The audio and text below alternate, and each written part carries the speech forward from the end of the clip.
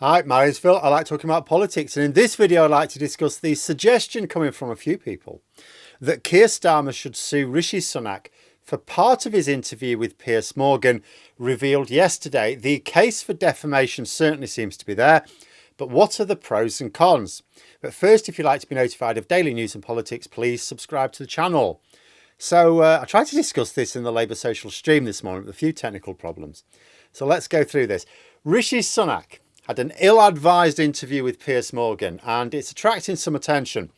Mostly for Piers Morgan making a bet with Rishi Sunak for £1,000 about whether or not the Rwanda flights would ever get off the ground. Various opposition parties have attacked the stunts as distasteful, with the SNP specifically claiming that it's a breach of the ministerial code. In reality, I strongly suspect not. The SNP are claiming that it creates a conflict of interest because, like, oh, well, there's £1,000 in him if he does this thing. But, I mean, Sunak's so rich that £1,000 bet is not credibly going to influence his decision-making on policy. I would, however, say that it shows how weak Sunak is. When Piers Morgan offered the bet, you could see that Sunak was hesitant. He knew it was in poor taste, but he simply lacked the moral fibre to say, look, this is a serious policy. I have backed it with parliamentary time. I have committed to it. I don't need to take part in a distasteful gimmick to demonstrate that commitment. Had he done so, he could have come out of it with a bit of credibility. But no. In fact, he's tried to rein back on it a little bit today by claiming he was caught out, that he wasn't expecting it. Oh, it caught me by surprise. That's not the defence he thinks it is. He's supposed to be caught out by interview questions. Labour politicians don't have interviewers running through what questions they will and won't ask. They have to just cope as things are thrown at them. Sunak is just explaining today that he gets flustered when surprised. Not a great advertisement for him as Prime Minister, is it? Sunak has also said that he's not a betting person, which makes things worse. He could have refused the wager on that basis alone during the interview. Frankly, Sunak's post-interview defence is in some ways making him look even worse. So it's like I keep saying, Sunak is going to be an awful, awful leader during the general election campaign. You know, this is not an asset for his party. This was an interview where Piers Morgan actually went out of his way to help Sunak, despite surprising him with the Rwanda bet. And yet, Sunak still making an arse of it. Imagine him being interviewed by someone who wants to be fair and balanced during the election campaign. And even if he dodges tricky interviews, imagine the TV debates, can't dodge those unless he wants to make things worse.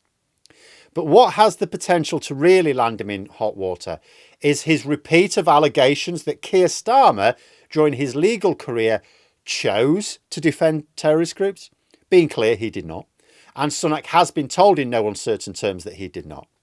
He chose to represent striking miners in the 1980s for free when they couldn't afford it. That was a choice. He chose to represent a group taking McDonald's to court. Again, he did that pro bono, so that was a choice. As a prosecutor, he also chose to prosecute a number of terrorist organisations, famously being the first to take up cases against Al-Qaeda, for example. But when it comes to his record as a defence barrister, Keir Starmer, like all defence barristers in the country, follows what's called the cab rank rule. This states that if someone wants to hire you and the case is within your area of expertise, what's called your area of competence, and they are able to pay the going rate, you have to accept the case. And that's really important for justice because a conviction cannot be safe unless the accused had access to legal representation. So if you want terrorists to be prosecuted and convicted, you have to want them to be represented because the trial has to be fair. Otherwise, how do you know that they're really guilty? The cab rank rule is why Lord Panic had no option but to represent Boris Johnson during his Privileges Committee inquiry. Anyone who watched Boris Johnson's evidence and saw Lord Panic behind him with his head in his hands knew that he did not want to be there. He had to because it was within his area of expertise. Boris Johnson wanted legal representation and he was willing to pay. With our money, but he was willing to pay. But Sunak and the Tories, and they're not just implying, they're explicitly stating that Starmer chose to defend those groups. And Sunak repeating this lie during his interview with Piers Morgan. You know, as the Lawrence Fox case showed last week, defamation has a very high bar to succeed. Like, you can't just sue someone for saying something uncomplimentary about you, even if it's untrue. without getting into lots of tedious details, for defamation to succeed, you first of all have to show that harm is done. Then you have to show that the person making the statement knew they had no good reason to make it. Well, Sunak is pushing this line because he believes it will damage Starmer's reputation. It's an election tactic. It's not just a statement that could cause harm to Starmer. It is intended to cause harm to Starmer. It's also a statement that Sunak knows to be untrue. He's used it before. He's been told, so he could not argue that it was a genuinely held opinion. So what are the pros and cons for Starmer suing Sunak? Other than the fact, another popcorn moment. Well, let's go over the advantages first. They're way more fun. The first is that it would be a really good way to raise the profile of the actual facts of the case. I even wonder if Starmer should sue the broadcaster as well, because Sunak was deliberately set up to repeat this lie by Piers Morgan. It was fairly obvious they were colluding. That might also send a warning shot across the bows, because everyone will have to report on it. It'd be huge political news. I mean, the leader of the opposition suing the Prime Minister, my goodness me. So the Tory client media will, of course, want to report on the case. They may miss out the cab rank rule factor here. So by Starmer also suing the broadcaster, there's a bit of a warning shot there that any newspaper outlet, any media outlet that wants to collude with the lie, I'll be suing you as well. And they haven't really got the money. This could, when you consider Lawrence Fox, after he lost his defamation case last week, could be in the frame for £2 to £3 million, I gather. Oh, this is a way higher profile case. Oh, this could run to a lot. These outlets are already struggling financially. I don't think they'd want to engage in a lawsuit like this. It could be very expensive for them. The slander and libel is literally an attempt to change the course of an election. So I imagine any payout could be quite large. Second, it risks backfiring on the Tories very badly if the media have to start reporting on it, and they have to start reporting on it in a reasonably balanced way. Some Tory MPs may have no choice but to publicly condemn Sunak's behaviour in order to appeal to Conservative with a small c voters important to their electoral chances. Because remember, when Boris Johnson first began this behaviour by repeating the very long time ago debunked lies about Starmer and Savile, his own MPs kicked back against that. They said, no, it's not right. Now, they're not doing that with Sunak at the moment, as far as I can tell. I think they've probably gone native for the election. They've just got their heads down. But turning the tactics back on the Tories runs the risk of driving a wedge between Tory MPs and important voters, and runs the risk of making them look as shabby as Sunak. Third, it would derail a major Tory tactic. It's been announced, it's been clear, this is a major part of their election strategy.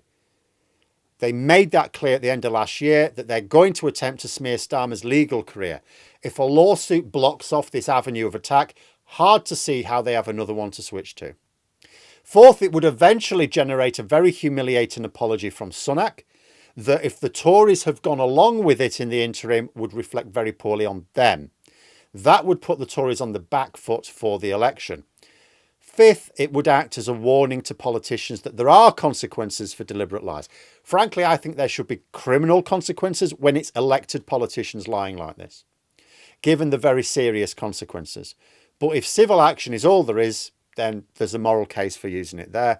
And Starmer has said he wants to clean up politics. Well, what better way than initiating legal action in the interests of defending not only himself, but this is defending the legal profession. However, I see no great buzz in the media about the possibility of Starmer doing this. I see lots of talk about the £1,000 bet, not really talk about this. If you ask me, I'm suggesting that strongly suggests that Starmer's not going to sue Sunak. So that must mean there must be some arguments against doing it. What are they? Well, fairly weak if you ask me, but they do exist. The election is in a few months' time. It's probably just in like 3 months' time. And a defamation case will take much longer than that. Now, I'm not a legal expert, much less one expert in defamation law and trials, but I can imagine a scenario where the case could still force Sunak to retract the statements before the election. Let's say his legal advice is, look, if you respond to the cease and desist letter now, then you don't pay anything. But if you go through with it, and especially if you carry this on through the election, you'll actually make it way worse, because, the argument will be put to you, as in Rishi Sunak, that you are literally trying to change the course of British history here, because you're trying to change the result of a general election campaign, right? A general election result, sorry. So they could put it to him that the eventual payout could actually be an eye-watering amount, even for someone as wealthy as Rishi Sunak.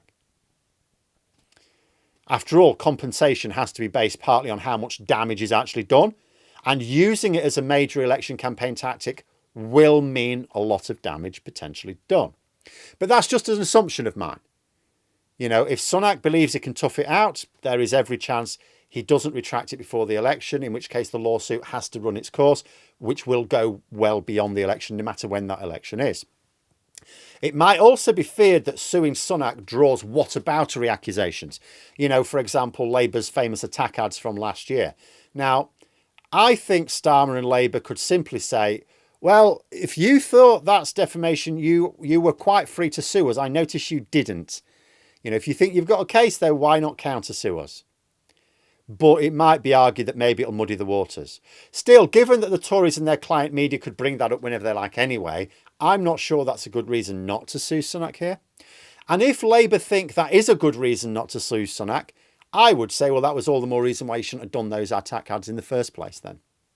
But I may be in a minority there, given that Labour are happy to make use of the Rwanda bet to attack Sunak and don't seem interested in this slander, suggests to me that there's probably not going to be a lawsuit coming our way, which is a shame, I think, because it's justified, but also dials up the temperature on this restoring trust in politics angle.